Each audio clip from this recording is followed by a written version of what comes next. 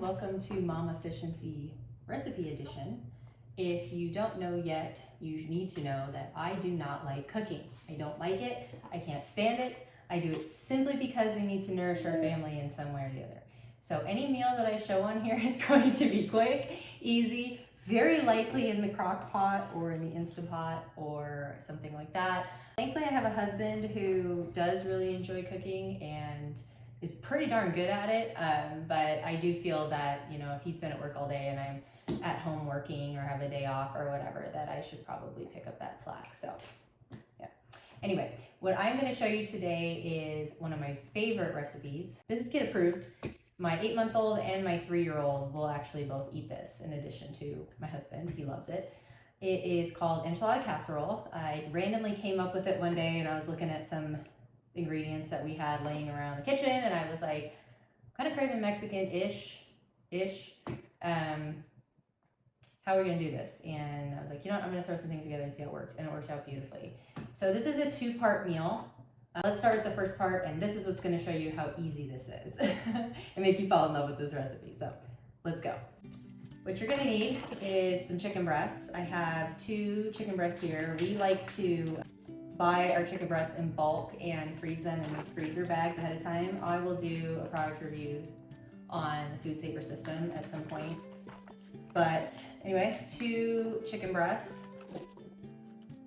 You're gonna need a couple spoonfuls of minced garlic, whether you want to mince that yourself or just be lazy by the jar like me. Some taco seasoning, you can do in the packet or in the container. Some salsa, we're gonna need more than this, but I'm just gonna use what's in the fridge for right now. Salt and pepper for seasoning. Golden sweet corn. I guess you could use any corn, but I like the golden sweet. Later on, you're going to need, I'd say probably 8 to 10 corn tortillas and some Mexican blend cheese. I'm gonna go put the cheese away for now.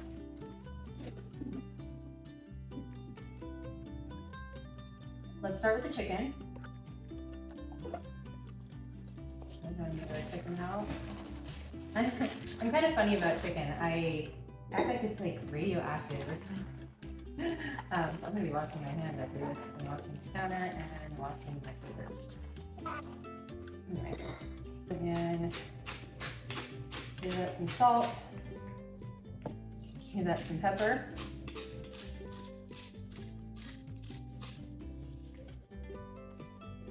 Give that some taco seasoning. I'd say about as much as whatever comes in your little 69-cent packet. Who am I kidding? It's probably 99 cents nowadays. Your little packet. So I'm gonna do the equivalent of that. I know this recipe so well that I can just kind of so about as much as would be in a packet. We love garlic in this house. If you don't love garlic, where's my little lock? If you don't love garlic, then you may only want to do a spoonful. We usually do about 2.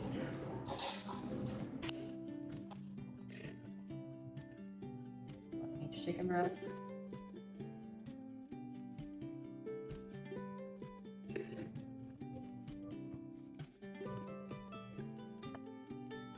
It doesn't matter if you put on your salsa first or your corn, but since I'm going to be using 2 separate ingredients here, I'm going to do some salsa first.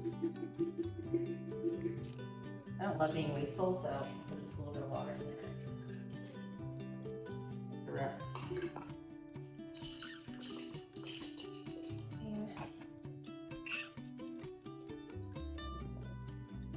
And then we're going to open up our second container in a moment.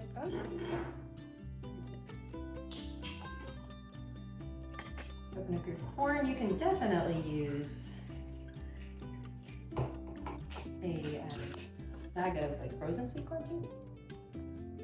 We like corn in this house too, so we're gonna use all of it. We're using 1 jar of salsa. This is a 24 ounce. I probably use 16 to 20 ounces for one of these. So it's 16. These jars are a little bit bigger, but you do want more than you think you want or than you think you'll need, because you're going to be mixing in the tortillas and the cheese at the end. So guess what? That's it. That's all you have to do. I usually like to give it just like a little bit of a stir. Get the garlic everywhere, get the salsa down the bottom so nothing burns. Don't like totally worry about the amount of salsa, because you can always add more at the end. I do think that the key to not having tough chicken when you use a crock pot is to put it on low at least for the first 4 hours. So we're gonna eat this around 6:30. We got about 5 hours, so I can put it on for 3 to 4 hours low and then throw it on high for a little bit. Low. Done. And you're not gonna believe how easy part 2 is of this.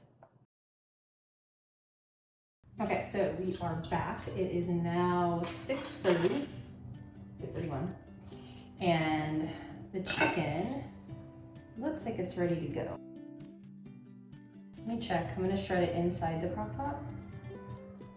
It is definitely ready to go.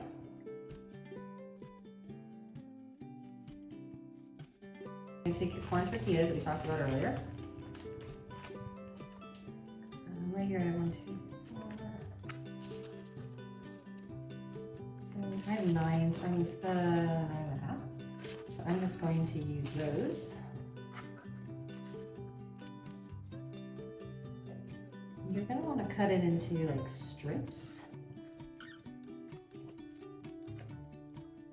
And then make them a little bit smaller. So then I go like, what? Something like a circle. Basically I cut it 2 ways. Okay, and then dump it in.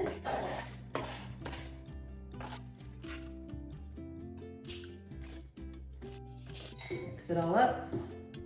At this point, if you wanted extra salsa, you can throw some in there. I am going to put a little bit more in there just because I want it to soak up the tortilla strips. I guess you could use flour tortillas if you really want to. But given that this is an enchilada casserole, oh no, there's stain on my shirt. Given that this is an enchilada casserole, I like having corn flavor in there. But you know, if you don't have flour, you could definitely use flour.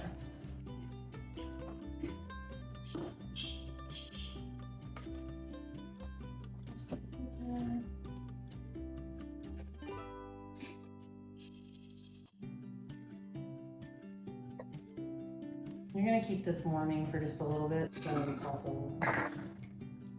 You definitely don't want it drowning in it, right? Which is why I'd rather add it after.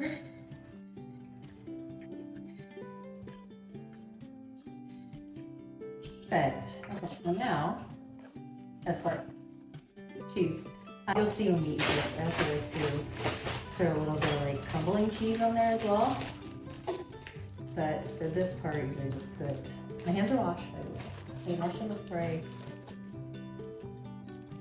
do this. I fully understand if this grosses you out, but pretty much only my hands are there, so.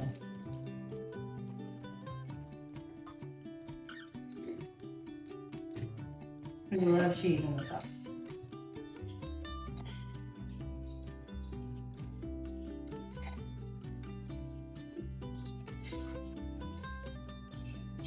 All right, so let's go. Okay.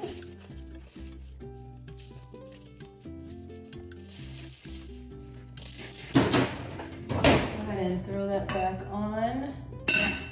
I'm gonna do high just for like 5-10 minutes. I will show you guys the shot of this when it's done, but that's it. That's all you have to do. All you have to do. Isn't that amazing? It's like a total of maybe 10 minutes of prep work. I guess you could saute up some onions or you can just put raw onions in there, however you want to do it. I've done that before. Another variation of this is with ground beef, so obviously that takes another probably 10 minutes or so. You gotta brown the beef first and cook it up first before you put it in there, at least to a point. But yeah, super easy.